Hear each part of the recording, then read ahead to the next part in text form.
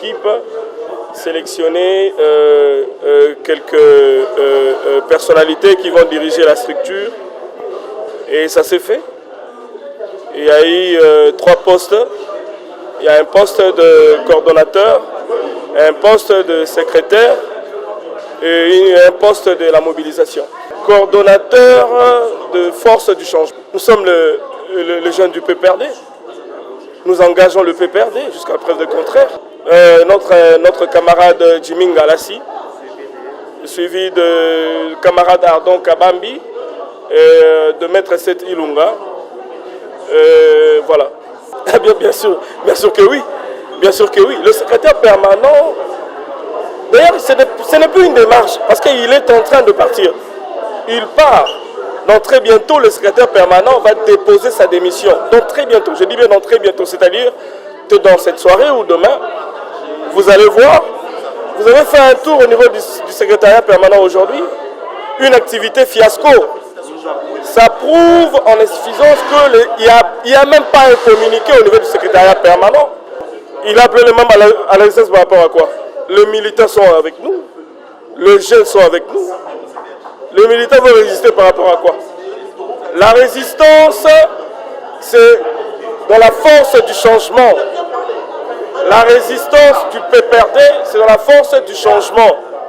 Ensemble, avec des sportifs du PPRD, ensemble, avec tous les membres frustrés du PPRD, et ensemble avec la force de l'équipe dirigeante de la force du changement.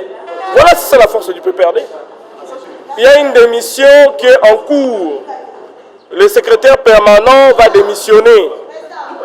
Le secrétaire permanent Emmanuel Ramazani Chadari, bon, excusez-moi, ce n'est pas le secrétaire permanent, mais le secrétaire permanent sortant, Emmanuel Ramazani Chadari, il part donc très bientôt. A convoqué des jeunes au nom du PPRD alors qu'il a été désavoué par le peuple, par le parti, par les jeunes de ce parti. Le camarade Chadari nous a abrutis. Le camarade Chadari nous a déshonorés. Le comité qu'il conduit a montré ses limites et nous ne pouvons plus accepter. Il vient de franchir la barre rouge qui lui a été imposée. Je pense que les conséquences, nous allons les tirer. Comme il s'entête à représenter le parti qu'il a détruit, le parti qu'il a enterré, si je peux le dire en ce terme, le PPRD ne mérite pas un camarade comme Chadari à sa tête. Et nous invitons le président national du parti à mettre en place un comité de crise qui va conduire à un congrès qui va permettre au PPRD de se choisir un dirigeant digne, un dirigeant qui ne viendra pas s'aimer la zizanie comme il le fait, un dirigeant qui ne viendra pas s'aimer la division au sein de la jeunesse, un dirigeant qui viendra réconcilier la jeunesse, un dirigeant qui viendra remonter la pente creusée par le camarade Emmanuel Chadari. À cette occasion, nous invitons la jeunesse du PPRD à se mobiliser et à mettre hors d'état de nuire le camarade Emmanuel Ramazani Chadari. Et nous le supplions, nous l'invitons au repos. Il doit se reposer. Le camarade Chadari doit se reposer. Oui, c'est bien, il a fait son temps, il a fait son travail. Nous lui disons merci. Mais aujourd'hui, nous avons besoin d'un dirigeant digne de ce nom.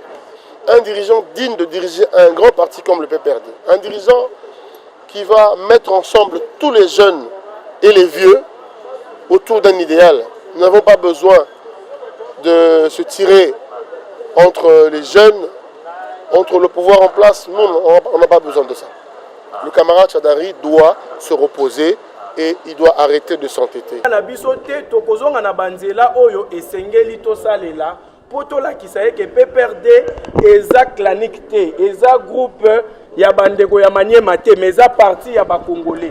Toko tambola na nzela toko saisir toko sceller parti wana toko tchaka de natimu ko le président national a continué la biso mokanda ya comité de crise oyo a tient en place yango toche bango en garde ba éviter de koshadari apema avanda toko récupérer kaka lokola membre d'honneur à PPRD ba militante abengi bandeko ya Manyema na résistance parce que yende aye na système à tribalisme na parti économique clanique toyebi bato songolo pakalo komona muto bwaleki na TV soko landi malamo ali bokilo na ye ndeko mwasi na ye mais awa biso to koloba biso to ali ba militant ba kolo parti hymne national le lobaka nini hymne ya biso ya parti et lobaka le PPRD parti de la jeunesse kasi bilengende bakamati parti na bango balobi to boyi 18 ans eza âge à majorité hein eza sous âge à bontoté a kambela biso biso nde tozo mibenga force du changement parce que tolingi to redorer image ya PPRD ou ezali parti des masses parti ya ba congolais balingaki moto moko to tokoki kotikela ye abomela biso yango oya moni d'ailleurs oyebi bilengo komona na makambo yo baza na ADN ya PPRD ba onyo soko mona na bana bisika bauta bazonga esika bauta bakende ko violer ba statut ya ba parti wana nde to komona batongo ba ko violer ezali prototype te ya UDPS ça n'a rien à voir avec UDPS biso toye justement ka pona ko créer mouvement au sein ya jeunesse à PPRD pour être censé à kozwa makambo en main parce que boza d'accord nanga que à un certain moment tu es comme on a battu bazalaki kokamba parti na biso ba spécialement na muto ya suka o to bengi secrétaire permanent Shadari ye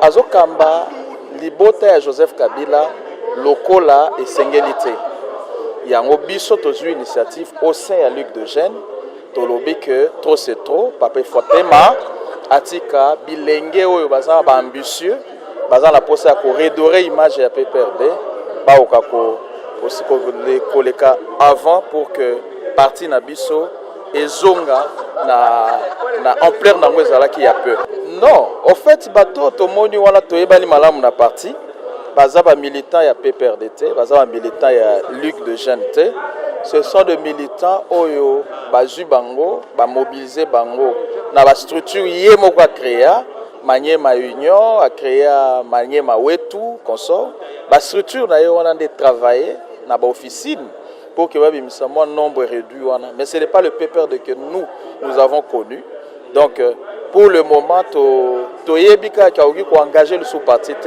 parce que depuis le samedi passé biso to déclencha na ye que azo ni les sous-parti azo engagé sur ba instance à parti donc biso tozo continuer na lutte na biso ma mère sala ça prouve à suffisance que mbela la biso et combien pas na ye azaki na voyage à précipiter ba réunion ezola ki ça que aza déjà na kati en prise il y a ba démarche na biso donc le lion commence à être affaibli petit na yebi ke bolinga polémique mingi bandeko na ngai ya média te biso toza bilenge ya PPRD ba jeune oyo balingi changement na PPRD ba jeune balingi que PPRD epesa image ya sikapoto bongisama na ba élection ezali koya 2023 yango to mipesa ki biso moko kombo wana bilenge oyo balingi changement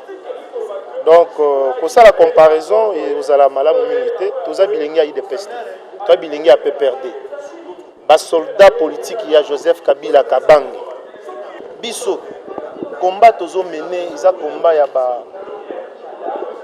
ya ba individualité combat biso tozo mené isa combat ya changement tolingi changement ekota na parti ndeko na biso secrétaire permanent sortant camarade Emmanuel Ramazani Shadari asa salingonga na ye biso toza na problème na yete comme étant